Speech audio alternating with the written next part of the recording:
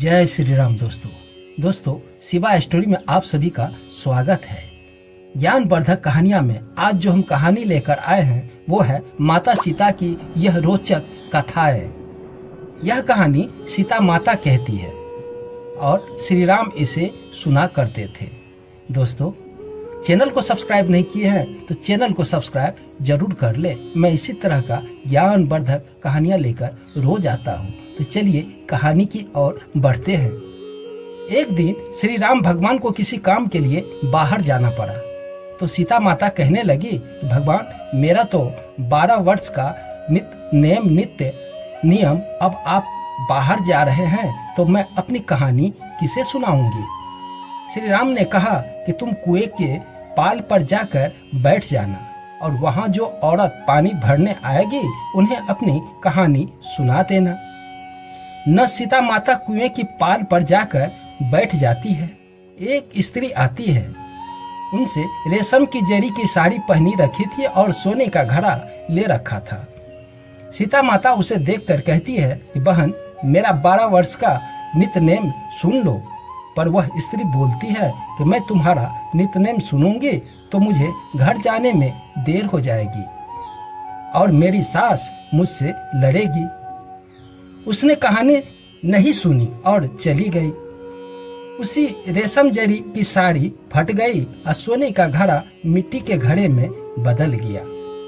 सास ने देखा तो पूछा कि ये किसका दोष अपने सर ले आई हो। बहू ने कहा कि कुएं पर एक औरत बैठी थी, उसने कहानी सुनने के लिए कहा लेकिन मैंने नहीं सुनी, जिसका यह फल मिला। बहू की बात सुनकर अगले दिन वही साड़ी और घड़ा लेकर सास कुएं के पाल पर गई। सास को वहीं माता सीता बैठी मिली तो माता सीता ने कहा कि बहन मेरी कहानी सुन लीजिए। सास बोली कि एक बार क्या छोड़ो, मैं तो 4 बार कहानी सुन लूंगी। सास बोली बहन कहानी तो बहुत अच्छी लगी। कहानी सुनकर सास घर चली गई और उनकी साड़ी फिर से रेशम जरी बन गई। मिट्टी का घड़ा भी फिर सोने के घड़े में बदल गई।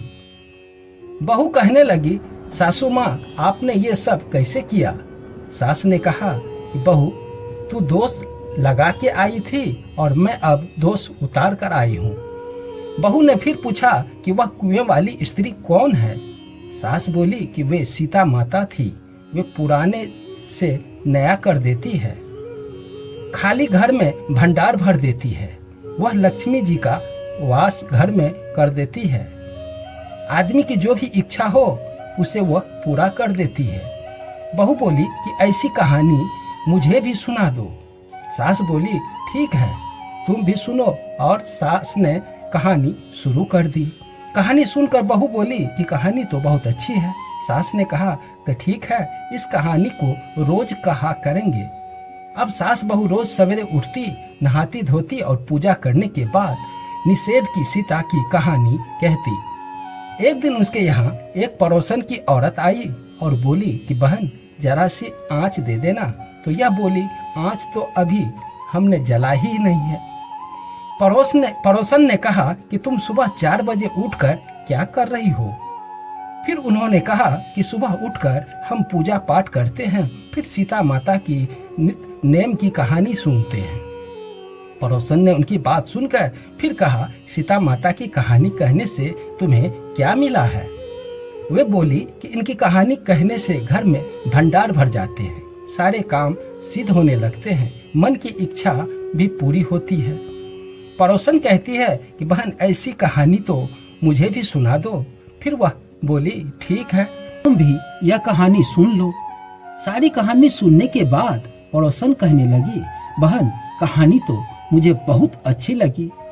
अब यह पड़ोसन भी नित्यनेम सीता माता की कहानी कहने लगी। कहानी कहने से सीता माता ने पड़ोसन के भी भंडार भर दिए। अब तो पूरे मोहल्ले में नित्यनेम की कथा चल पड़ी, हर किसी की मनोकामना पूरी होने लगी। दोस्तों, हे सीता माता, जैसे आपने उनके भंडार भरे हैं वैसे ही आप हमारे भी भंडार भरना, कहानी सुनने वाले को भी और कहानी सुनाने वाले को भी। दोस्तों, यह कहानी पसंद आई हो तो चैनल को सब्सक्राइब जरूर कर ले। मैं इसी तरह का ज्ञान वर्धक बातें लेकर रोज आता हूँ। जय श्री राम।